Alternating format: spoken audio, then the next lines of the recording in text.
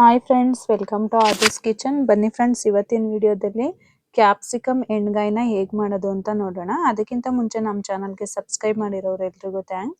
Subscribe ಮಾಡದೆ ವಿಡಿಯೋನ ನೋಡ್ತಾ ಇದ್ರೆ ಈಗಲೇ ಸಬ್ಸ್ಕ್ರೈಬ್ ಮಾಡ್ಕೊಳ್ಳಿ. ಈಗ ಕ್ಯಾಪ್ಸಿಕಮ್ ಎಣ್ಗಾಯಿನ ಹೇಗೆ ಮಾಡೋದು ಅಂತ ನೋಡೋಣ. ನಾನಿಲ್ಲಿ ಚಿಕ್ಕ ಚಿಕ್ಕ ಕ್ಯಾಪ್ಸಿಕಮ್ನ ತಗೊಂಡಿದ್ದೀನಿ. ಇದು ಬೆಂಗಳೂರಲ್ಲೆಲ್ಲ ಸಿಗೋದು ತುಂಬ ಕಡಿಮೆ. ಈ ಉತ್ತರ ಕರ್ನಾಟಕದ ಸೈಡ್ ಎಲ್ಲ ತುಂಬಾನೇ ಸಿಗುತ್ತೆ ಈ ತರ ಚಿಕ್ಕ ಚಿಕ್ಕ ಕ್ಯಾಪ್ಸಿಕಮ್ಮು. ನನ್ನ ಫ್ರೆಂಡ್ ಉತ್ತರ ಕರ್ನಾಟಕದವ್ರು ಇದ್ದಾರೆ, ಅವರು ಊರಿಂದ ತಗೊಂಬಂದಿದೆ ಅಂತ ಕೊಟ್ಟಿದ್ರು, ಹಾಗಾಗಿ ಮಾಡ್ತಾ ಇದ್ದೀನಿ. ನೀವು ಮಾಮೂಲಿ ದಪ್ಪ ಕ್ಯಾಪ್ಸಿಕಮ್ ಆದ್ರೂ ದಪ್ಪ ದಪ್ಪಕ್ಕೆ ಕಟ್ ಮಾಡ್ಕೊಂಡು ಕೂಡ ಈ ತರ ಮಾಡ್ಕೋಬಹುದು. ನೋಡಿ, ಈ ತರ ಚಿಕ್ಕ ಚಿಕ್ಕ ಕ್ಯಾಪ್ಸಿಕಮ್ನ ನೀಟಾಗಿ ವಾಶ್ ಮಾಡ್ಕೊಂಡು ಮಧ್ಯಕ್ಕೆ 4 ಪೀಸ್ ಆಗಿ ಕಟ್ ಮಾಡ್ಕೋಬೇಕು. ನೋಡಿ, ಈ ತರ ನೀಟಾಗಿ ಕಟ್ ಮಾಡ್ಕೊಳ್ಳಿ. ಒಳಗಡೆ ಏನಾರ ಉಳ್ಕ ಆ ತರ ಏನಾರ ಕೆಟ್ಟೋಗಿದ್ರೆ ಎಲ್ಲ ನೀಟಾಗಿ ನೋಡಿ ಕಟ್ ಮಾಡ್ಕೋಬೇಕು. ಈ ತರ 4 ಪೀಸ್ ಆಗಿ ಎಲ್ಲ ಕ್ಯಾಪ್ಸಿಕಮ್ನ ನಾನು ಕಟ್ ಮಾಡಿ ಇಟ್ಕೊಂಡಿದ್ದೀನಿ. ನೋಡಿ, ಈ ತರ ನೀಟಾಗಿ ಕಟ್ ಮಾಡ್ಕೊಳ್ಳಿ. ಈಗ ನಾನಿಲ್ಲಿ ಒಂದು ಬಾಣಲಿಗೆ 1 ಸ್ಪೂನ್ ಅಷ್ಟು ಎಣ್ಣೆನ ಸೇರಿಸ್ತಾ ಇದ್ದೀನಿ. ಮೊದಲು ಕ್ಯಾಪ್ಸಿಕಮ್ನ ಚೆನ್ನಾಗಿ ಫ್ರೈ ಮಾಡ್ಕೋಬೇಕು. ಈ ಚಿಕ್ಕ ಚಿಕ್ಕ ಕ್ಯಾಪ್ಸಿಕಮ್ ಸ್ವಲ್ಪ ಖಾರ ಇರುತ್ತೆ. ನಾನಿಲ್ಲಿ ಸ್ಟಫಿಂಗಿಗೆ ಮಸಾಲೆನ ರೆಡಿ ಮಾಡ್ಕೊಳ್ಳೋಣ. ಎಣ್ಣೆ ಸ್ವಲ್ಪ ಚೆನ್ನಾಗಿ ಬಿಸಿ ಆದ್ಮೇಲೆ ನಾನಿಲ್ಲಿ 1 ಬೌಲ್ ಅಷ್ಟು, ಅಂದ್ರೆ ಚಿಕ್ಕದು 1 ಕಪ್ ಅಷ್ಟು ಕಡಲೆ ಬೀಜನ ಹಾಕೊಂತ ಇದೀನಿ. ಅಂದ್ರೆ ಒಂದು 3 ರಿಂದ 4 ಟೀ ಸ್ಪೂನ್ ಅಷ್ಟು ಕಡಲೆ ಬೀಜನ ಸೇರಿಸಿದೀನಿ. ಕಡಲೆ ಬೀಜ ಸ್ವಲ್ಪ ಚೆನ್ನಾಗಿ ಫ್ರೈ ಆದ್ಮೇಲೆ ನಾನಿಲ್ಲಿ 1 ಈರುಳ್ಳಿನ ಸೇರಿಸ್ತಾ ಇದ್ದೀನಿ. ಫ್ರೈ ಮಾಡ್ಕೊಳ್ಳೋದಕ್ಕೇನೆ 1 ಈರುಳ್ಳಿನ ಹಾಕೊಂತ ಇದ್ದೀನಿ. ನಾನಿಲ್ಲಿ ಇಬ್ರು ಅಥವಾ 3 ಜನಕ್ಕೆ ಆಗೋವಷ್ಟು ಗ್ರೇವಿನ ಅಷ್ಟೇ ಮಾಡ್ತಾ ಇದ್ದೀನಿ. ನೀವು ಎಷ್ಟು ಕ್ವಾಂಟಿಟಿಲಿ ಮಾಡ್ಕೊತೀರಾ ಅಷ್ಟು ಮಸಾಲೆನ ಸೇರಿಸ್ಕೋಬೇಕಾಗತ್ತೆ. ನಾನಿಲ್ಲಿ 1 ಸ್ಪೂನ್ ಅಷ್ಟು ಜೀರಿಗೆ, ಸ್ವಲ್ಪ ಕೊತ್ತಂಬರಿ ಸೊಪ್ಪು, ಮತ್ತೆ ಒಂದು 5-6 ಎಸ್ಲಷ್ಟು ಬೆಳ್ಳುಳ್ಳಿ, ಮತ್ತೆ ಸ್ವಲ್ಪ 1-2 ಸ್ಪೂನ್ ಅಷ್ಟು ತೆಂಗಿನಕಾಯಿ, ನೀವು ತುರ್ಕೊಂಡಿದ್ರೆ 1-2 ಸ್ಪೂನ್ ಅಷ್ಟು ತೆಂಗಿನಕಾಯಿ ತುರಿನ ಹಾಕೊಳ್ಳಿ. ನಾನು ಆಗ್ಲೇ ಹೇಳ್ದಂಗೆ ಆ ಕ್ಯಾಪ್ಸಿಕಮ್ ಸ್ವಲ್ಪ ಖಾರ ಇರೋದ್ರಿಂದ ನಾನಿಲ್ಲಿ ಒಂದೇ ಒಂದು ಮೆಣಸಿನ್ಕಾಯಿನ ಯೂಸ್ ಮಾಡಿದ್ದೀನಿ. ಮತ್ತೆ ಸ್ವಲ್ಪ ಹುಣಸೆಹಣ್ಣನ್ನ ಸೇರಿಸಿದ್ದೀನಿ. ಎಲ್ಲದನ್ನು ಚೆನ್ನಾಗಿ ಫ್ರೈ ಮಾಡ್ಕೊಂಡಾದ್ಮೇಲೆ ಒಂದು ಮಿಕ್ಸಿ ಜಾರಿಗೆ ಹಾಕೊತಾ ಇದ್ದೀನಿ. ಮಿಕ್ಸಿ ಜಾರಿಗೆ ಸೇರಿಸ್ಕೊಂಡು ತುಂಬ ನುಣ್ಣಗೂ ರುಬ್ಕೋಬಾರ್ದು, ಇತ್ಲಾಗೆ ತರಿನೂ ಇರಬಾರ್ದು, ಒಂದು ಮೀಡಿಯಮ್ ಆಗಿ ರುಬ್ಕೋಬೇಕಾಗತ್ತೆ. ನಾನಿಲ್ಲಿ 1 ಸ್ಪೂನ್ ಅಷ್ಟು ಬೆಲ್ಲನ ಸೇರಿಸ್ತಾ ಇದ್ದೀನಿ. ಮತ್ತೆ ನಾನಿಲ್ಲಿ ಹುಚ್ಚೆಳ್ಳು ಪುಡಿ ಪುಡಿ ಮಾಡಿ ಇಟ್ಕೊಂಡಿದ್ದೀನಿ. ಹಾಗಾಗಿ ಹುಚ್ಚೆಳ್ಳು ಅಥವಾ ಗುರೆಳ್ಳು ಅಂತ ಕರೀತಾರಲ್ಲ, ಅದನ್ನ ನಾನು ಪೌಡ್ರ್ ಮಾಡ್ಕೊಂಡು ನಾನು ಆಲ್ರೆಡಿ ಪೌಡ್ರ್ ಮಾಡಿ ಇಟ್ಕೊಂಡಿದ್ದೆ. ಹಾಗಾಗಿ ಆ ಪೌಡ್ರನ್ನೇ ಕೂಡ ಹಾಕೊತಾ ಇದ್ದೀನಿ. ನಿಮ್ಮ ಹತ್ರ ಪೌಡ್ರ್ ಇಲ್ಲ ಅಂದ್ರೆ ಹುಚ್ಚೆಳ್ಳನ್ನ ಹುರಿದ್ಬಿಟ್ಟು 1 ಸ್ಪೂನ್ ಅಷ್ಟು ಸೇರಿಸ್ಕೊಳ್ಳಿ. ಇದೆಲ್ಲದನ್ನು ನೀರು ಹಾಕದೆ ನಾನು ಹಾಗೆ ರುಬ್ಕೊತಾ ಇದ್ದೀನಿ. ನಿಮಗೆ ರುಬ್ಬಕ್ಕೆ ಕಷ್ಟ ಆಗುತ್ತೆ, ರುಬ್ತಾ ಇಲ್ಲ ಅನ್ನೋದಿದ್ರೆ ಸ್ವಲ್ಪ ನೀರನ್ನ ಸೇರಿಸಿ ಗಟ್ಟಿಯಾಗಿನೇ ರುಬ್ಕೋಬೇಕು, ತುಂಬ ತೆಳ್ಳಗೆ ಮಾಡ್ಕೋಬಾರ್ದು.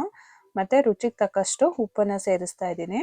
ಇದು ಸ್ಟಫಿಂಗ್ ನಾವು ಮಾಡ್ಕೊಳ್ಳೋದ್ರಿಂದ ಉಪ್ಪನ್ನ ಆಮೇಲೆ ಹಾಕಿದ್ರೆ ನೀಟಾಗಿ ಉಪ್ಪು ಹಿಡಿಯೋದಿಲ್ಲ, ಹಾಗಾಗಿ ನಾನು ರುಬ್ಕೊಳ್ಳೋದಕ್ಕೇನೆ ಉಪ್ಪನ್ನ ಸೇರಿಸಿದ್ದೀನಿ. ನೋಡಿ, ಈ ಥರ ಇಷ್ಟು ಗಟ್ಟಿಗಿದ್ರೆ ಸಾಕು, ತುಂಬ ತೆಳ್ಳಗೆ ಮಾಡ್ಕೋಬೇಡಿ. ನಾನು ಆಗಲೇ ಮಸಾಲೆಗೆ ಫ್ರೈ ಮಾಡ್ಕೊಂಡಿರೋ ಅಂಥ ಬಾಣಲೆಗೆ ಮತ್ತೆ 1-2 ಸ್ಪೂನ್ ಅಷ್ಟು ಎಣ್ಣೆನ ಸೇರಿಸ್ತಾ ಇದ್ದೀನಿ. ನೋಡಿ, ಕಟ್ ಮಾಡ್ಕೊಂಡಿರೋ ಅಂಥ ಕ್ಯಾಪ್ಸಿಕಮ್ನೆಲ್ಲ ಎಣ್ಣೆಗೆ ಹಾಕಿ ಚೆನ್ನಾಗಿ ಫ್ರೈ ಮಾಡ್ಕೋಬೇಕು. ನಾನು ಆಗಲೇ ಹೇಳ್ದಾಗೆ ಈ ಕ್ಯಾಪ್ಸಿಕಮ್ಮು ಸ್ವಲ್ಪ ಖಾರ ಇರುತ್ತೆ, ಹಾಗಾಗಿ ಈ ಥರ ಚೆನ್ನಾಗಿ ಫ್ರೈ ಮಾಡ್ಕೊಳ್ಳೋದ್ರಿಂದ ಸ್ವಲ್ಪ ಖಾರ ಕಡಿಮೆ ಆಗುತ್ತೆ. ಈ ಉತ್ತರ ಕರ್ನಾಟಕದ ಸೈಡೆಲ್ಲ ಸ್ವಲ್ಪ ಸ್ಪೈಸಿನ ತಿಂತಾರೆ. ನಮ್ಮ ಸೌತ್ ಸೈಡೆಲ್ಲ ಸ್ವಲ್ಪ ಖಾರ ಕಮ್ಮಿ ತಿನ್ನೋದ್ರಿಂದ ಈ ಥರ ಎಣ್ಣೆಲಿ ಚೆನ್ನಾಗಿ ಫ್ರೈ ಮಾಡಿಕೊಂಡ್ರೆ ಖಾರ ಸ್ವಲ್ಪ ಕಡಿಮೆ ಆಗುತ್ತೆ.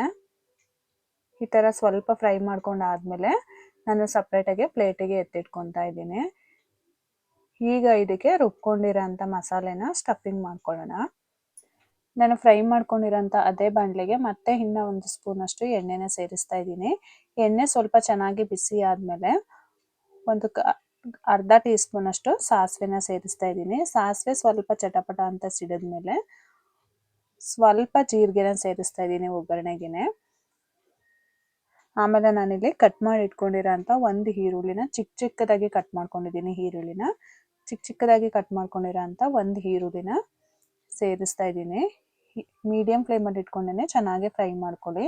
ಈರುಳ್ಳಿ ಸ್ವಲ್ಪ ಫ್ರೈ ಆಗೋ ಅಷ್ಟೊತ್ತಿಗೆ ನಾನು ಇಲ್ಲಿ ಕ್ಯಾಪ್ಸಿಕಮ್ಗೆ ಸ್ಟಫಿಂಗ್ನ ಮಾಡ್ಕೊತಾ ಇದ್ದೀನಿ. ನಾವು ಆಗಲೇ ರುಬ್ಕೊಂಡಿರೋಂಥ ಮಸಾಲೆನ ಫ್ರೈ ಮಾಡಿ ಇಟ್ಕೊಂಡಿದ್ವಲ್ಲ ಕ್ಯಾಪ್ಸಿಕಮ್, ಅದರೊಳಗೆ ಸ್ಟಫಿಂಗ್ನ ಮಾಡ್ಕೊಳ್ಳೋಣ.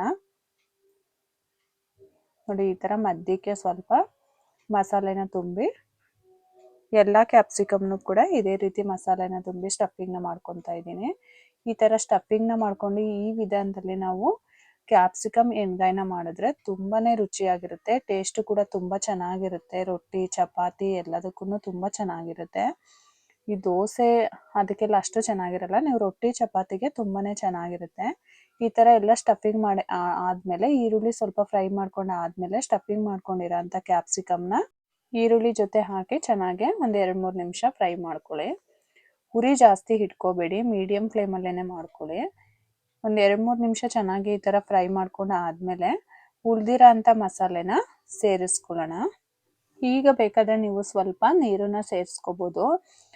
ನಿಮಗೆ ಎಷ್ಟು ಕನ್ಸಿಸ್ಟೆನ್ಸಿ ಬೇಕು ಅಷ್ಟು ನೋಡಿ ನೀವು ನೀರನ್ನ ಸೇರಿಸ್ಕೋಬೇಕಾಗತ್ತೆ. ಮಸಾಲೆ ಹಾಕಿದ ತಕ್ಷಣ ನೀರನ್ನ ಹಾಕೋಬೇಡಿ. ಮಸಾಲೆ ಹಾಕಿದ್ಮೇಲೆ ಒಂದು 2 ನಿಮಿಷ ಈ ಥರ ಮೀಡಿಯಮ್ ಫ್ಲೇಮಲ್ಲಿ ಚೆನ್ನಾಗಿ ಫ್ರೈ ಮಾಡ್ಕೊಳ್ಳಿ. ಆಗ ಅದು ಕ್ಯಾಪ್ಸಿಕಮ್ಮಿಗೆಲ್ಲ ನೀಟಾಗಿ ಮಸಾಲೆ ಹಿಡಿಯುತ್ತೆ. ಒಂದು 2 ನಿಮಿಷ ಫ್ರೈ ಮಾಡ್ಕೊಂಡಾದ್ಮೇಲೆ ಅದೇ ಮಿಕ್ಸಿ ಜಾರಿಗೆ ಸ್ವಲ್ಪ ನೀರನ್ನ ಸೇರಿಸಿ ಹಾಕೊಳ್ಳಿ. ನಿಮಗೆ ನೀರು ಎಷ್ಟು ಬೇಕು, ಕನ್ಸಿಸ್ಟೆನ್ಸಿ ಎಷ್ಟು ಬೇಕು ಅಂತ ನೋಡಿ ನೀವು ನೀರನ್ನು ಸೇರಿಸ್ಕೊಳ್ಳಿ. ನಾನು ತುಂಬ ಏನು ತೆಳ್ಳಗೆ ಮಾಡ್ಕೊತಾ ಇಲ್ಲ, ಸ್ವಲ್ಪ ಮೀಡಿಯಮ್ ಆಗೇ ಮಾಡ್ಕೊತಾ ಇದ್ದೀನಿ. ನಾನು ಆಗಲೇ ಹೇಳ್ದಂಗೆ 2-3 ಜನಕ್ಕೆ ಆಗುತ್ತೆ ಗ್ರೇವಿ ನಾನು ಮಾಡಿರೋದು. ನೀವು ಜಾಸ್ತಿ ಬೇಕು ಅಂದರೆ ಇನ್ನು ಸ್ವಲ್ಪ ಜಾಸ್ತಿ ಇಂಗ್ರೀಡಿಯೆಂಟ್ಸ್ನ ಸೇರಿಸ್ಕೊಳ್ಳಿ. ನೋಡಿ, ಇಷ್ಟು ಕನ್ಸಿಸ್ಟೆನ್ಸಿಲಿದ್ದರೆ ಸಾಕು ಗ್ರೇವಿ. ತುಂಬ ತೆಳ್ಳಗಿದ್ರೂ ಕೂಡ ಚೆನ್ನಾಗಿರೋದಿಲ್ಲ ಇದು ಎಣ್ಗಾಯಿ, ಸ್ವಲ್ಪ ಗಟ್ಟಿಗೆನೇ ಇರಬೇಕು. ನಾನಿಲ್ಲಿ ಅರ್ಧ ಟೀ ಸ್ಪೂನಷ್ಟು ಅರಿಶಿನ ಪುಡಿನ ಸೇರಿಸ್ತಾ ಇದ್ದೀನಿ. ನಾನು ಮಸಾಲೆಗೆ ಆಗಲೇ ಒಂದೇ ಒಂದು ಮೆಣಸಿನ್ಕಾಯಿನ ಸೇರಿಸಿದೆ, ಹಸಿಮೆಣಸಿನ್ಕಾಯಿ. ಹಾಗಾಗಿ ನಾನಿಲ್ಲಿ ಒಂದು ಸ್ವಲ್ಪ ಚಿಲ್ಲಿ ಪೌಡ್ರನ್ನ ಸೇರಿಸ್ತಾ ಇದ್ದೀನಿ. ನಿಮಗೆ ಬೇಕಂದರೆ ಚಿಲ್ಲಿ ಪೌಡ್ರನ್ನ ಹಾಕೊಳ್ಳಿ, ಬೇಡ ಅಂದರೆ ಸ್ಕಿಪ್ ಮಾಡ್ಕೋಬೋದು.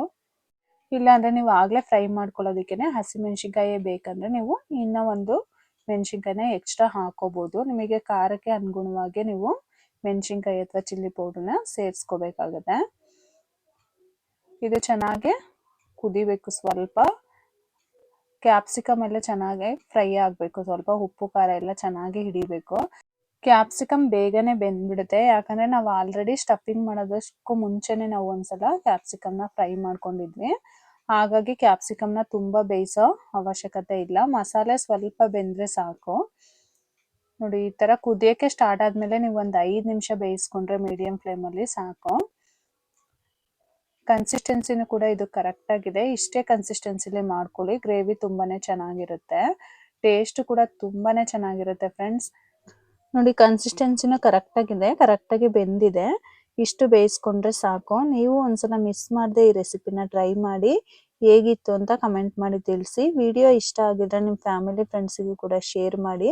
ಮತ್ತೆ ಒಂದು ಹೊಸ ರೆಸಿಪಿ ಜೊತೆ ಮುಂದಿನ ವಿಡಿಯೋದಲ್ಲಿ ಸಿಗ್ತೀನಿ. Thank you for watching. ಈ ವಿಡಿಯೋ ನಿಮಗೆ ಇಷ್ಟ ಆಗಿದ್ರೆ ಲೈಕ್ ಮಾಡಿ, ಶೇರ್ ಮಾಡಿ, ಸಬ್ಸ್ಕ್ರೈಬ್ ಮಾಡಿ, ಮತ್ತೆ ಬೆಲ್ ಹೊಡೆಯೋದನ್ನ ಮರಿಬೇಡಿ.